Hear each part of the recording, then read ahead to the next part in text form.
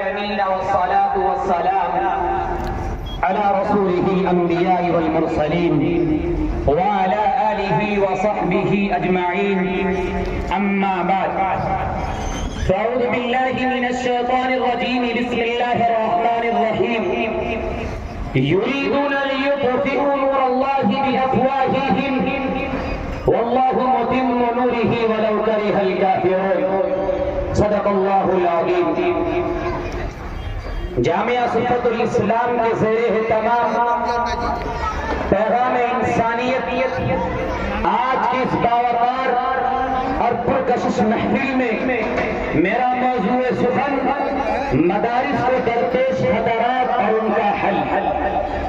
حضرات محترم، ایک ناقابل انکار حقیقت ہے کہ اسلامی مدارس ملت اسلامیہ کی آبرو اور امت مسلمہ کی دلوں کی دھڑکن ہے. یہ مدارس امن و سلامتی کا پیغام دیتی ہے. اس وقت ہندوستان کے مسلمان تاریخ انسانی کے انتہائی دشوار گزار دور سے گزر رہے ہیں. مصائب و مشکلات کی طوفان بلاخیز میں گھرے ہوئے ہیں.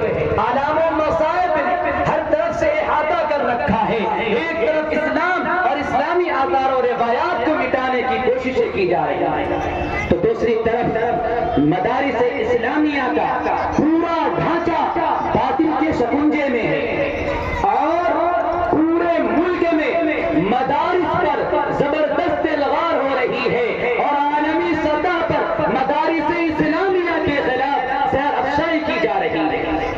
حضرات محترم، کوئی دن ایسا نہیں گزرتا کہ فرقہ پرست تنظیم کا کوئی لیڈر مدارس اسلامیہ کے خلاف ہرزہ رسائی نہ کرتا ہو. کبھی ان اداروں کو قومی دھاروں سے منحرف بتایا جاتا ہے، کبھی انہیں رجعت پسندی کا تانا دیا جاتا ہے. ایک طرف مدارس پر بنیاد پرستی کا الزام تھوپا جا رہا ہے تو دوسری طرف مدارس کو دہشت گردی کا اڈہ قرار دیا جا رہا ہے. اے مسلمانوں، جب فکر کو زوال آتا ہے، ذہنوں تمام بس مردگی کے شکار ہو جاتے ہیں، احساسات و جذبات ملفوظ ہو جاتے ہیں تو حقائق کا انکار ہونے لگتا ہے. جدید عالم میں سخت شدہ واقعات کو پسے پشت ڈال دیا جاتا ہے. ذرا سوچئے تو صحیح، کن اداروں کو خطرہ تصور کیا جاتا ہے، کن مدرسوں پر ملک دشمنی کا کیچڑ اچھالا جا رہا ہے.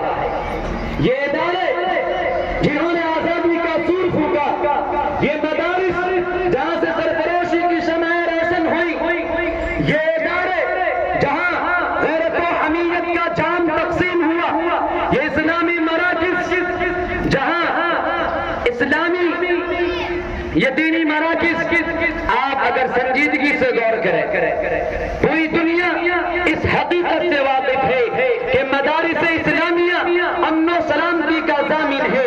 یہ ادارے صلح و آشتی کا گہوارہ ہے. یہاں سے امن و امان کا پیغام ملتا ہے. یہاں انسانی ہمدردی و یکجہتی کی تعلیم دی جاتی ہے. یہاں وطن سے محبت کا درس دیا جاتا ہے.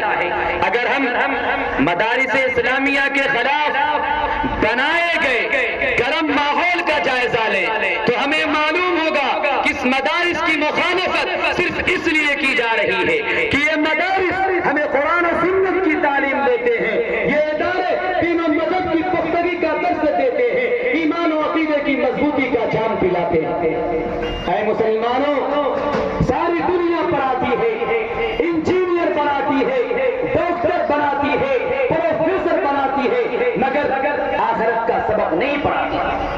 آخرت کا سبق تو ہمیں یہ مدرسے پڑھاتے ہیں، آخرت کا سبق تو ہمیں مدرسے والے پڑھاتے ہیں. مسلمانوں، شیخ الہند کی جگر آواز لگا رہا ہے، حضرت مدنی کا کلیجہ آواز لگا رہا ہے کہ مسلمانوں اٹھو، مدارس اسلامیہ کی افادیت کو سمجھیں، مکاتب دینیہ کی اہمیت کو محسوس کریں، ہر ممکن ان کا تعاون پیش کریں. مدرسے کی ان چٹائیوں پر بیٹھ کر حضرات علماء کرام نے ایک ایک مٹھی چندہ کر کے، زکات کے چند ٹکڑے جمع کر کے، قربانی کی کھانے جمع کر کے، لوگوں کے تانے سن کر تنقید کو